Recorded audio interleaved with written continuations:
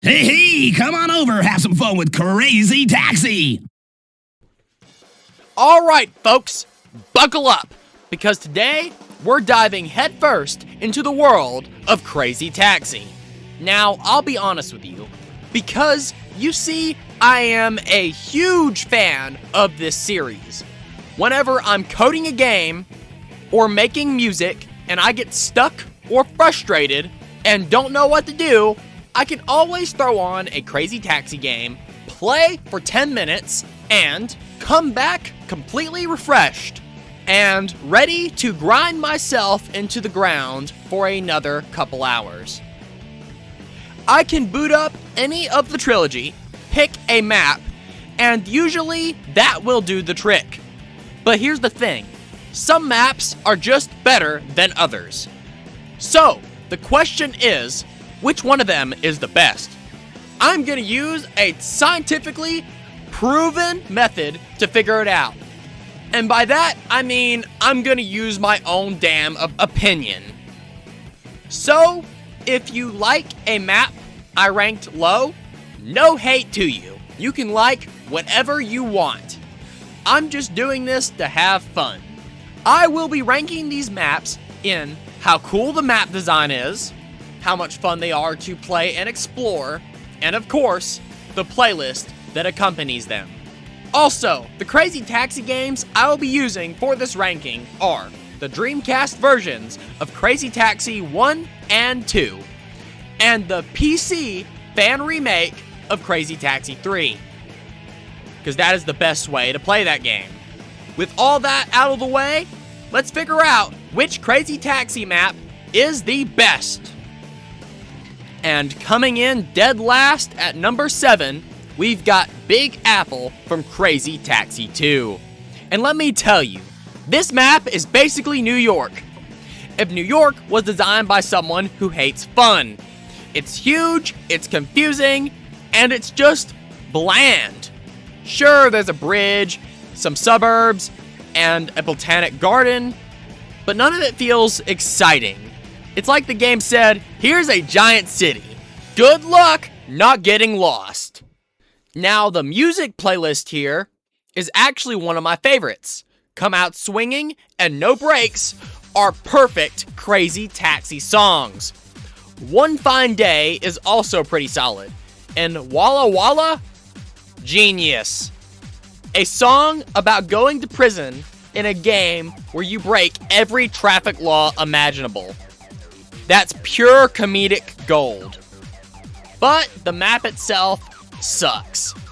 The only cool shortcut I have found is a secret freeway that basically teleports you across the city. And most people don't even know about it. And the game's navigation system will practically gaslight you into taking the long way around through the city. And on top of that, Crazy Taxi 2 is already harder than the first game. So Big Apple just feels like a whole bunch of punishment. And that's why it's sitting at the number 7 spot. Alright, drifting into the number 6 spot, we've got West Coast from Crazy Taxi 3. And look, it's fine. It's basically the original West Coast with a new coat of paint and a couple of extra locations, and a soundtrack swap.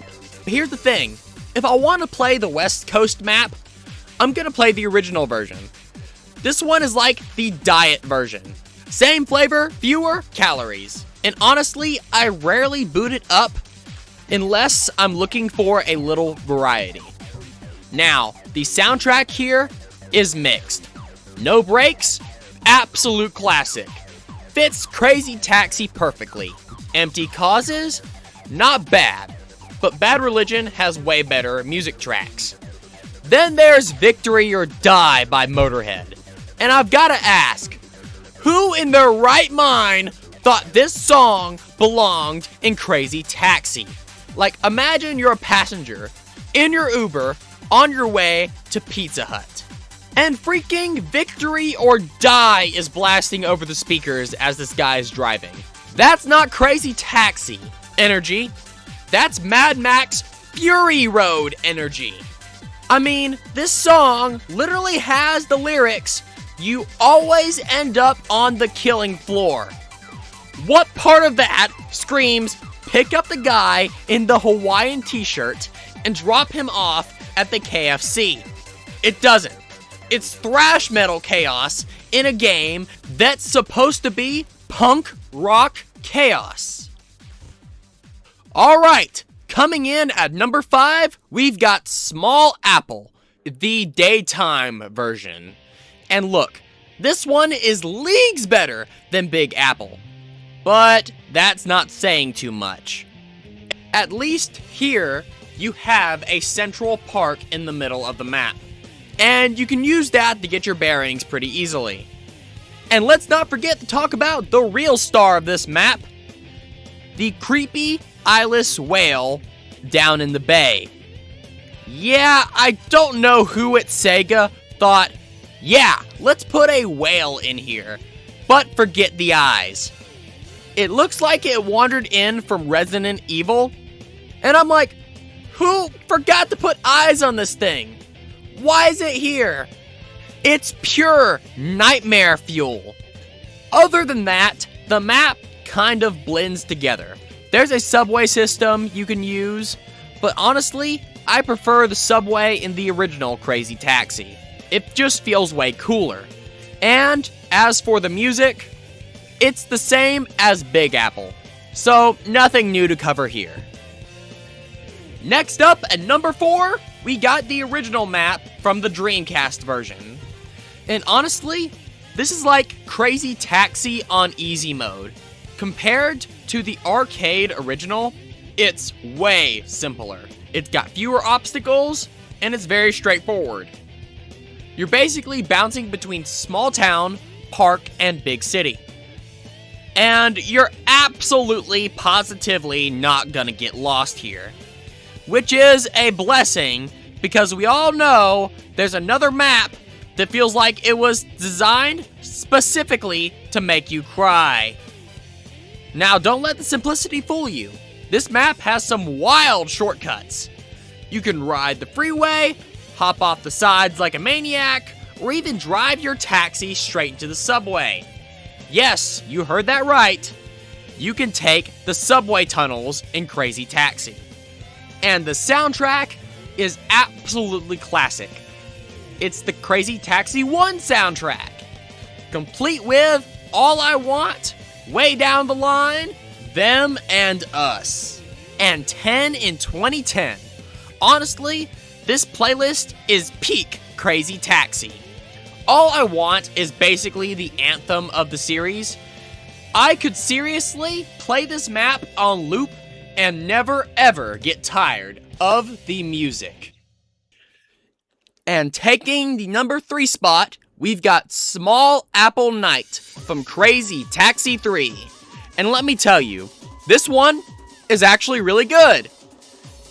Basically, it's the daytime version, but Sega said, what if we made it prettier and way more fun? So now you've got neon lights, billboards, and Times Square vibes. And the soundtrack here is stacked. Want You Bad and Out of Time are perfect Crazy Taxi energy. They're absolutely pure chaos fuel. And while 10 in 2010 isn't my favorite Bad Religion track, it's still an absolute banger. Honestly, this playlist makes you feel like you're in the middle of a punk rock concert while dropping off passengers at the bus stop. Gameplay-wise, it's a big upgrade over daytime Small Apple. Navigation is way easier.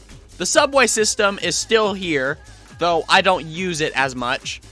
And you can even go underwater still, without running into creepy eyeless whales. Thank you, Sega, for sparing us all the nightmare fuel. And sliding into the number 2 spot, we've got the original Crazy Taxi map from the arcade version.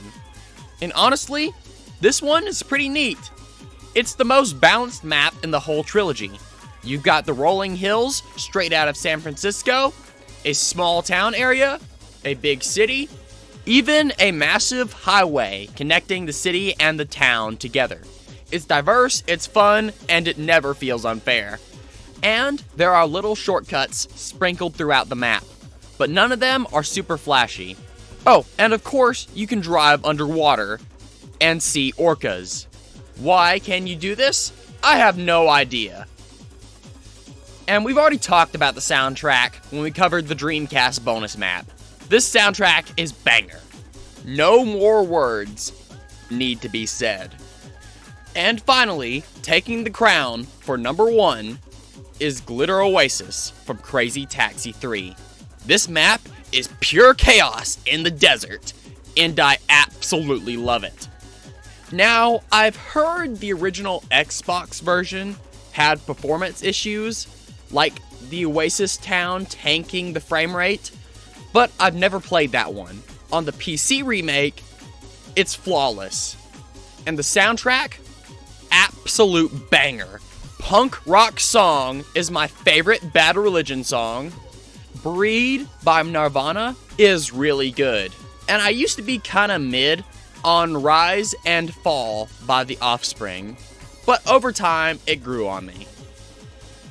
The map itself is massive.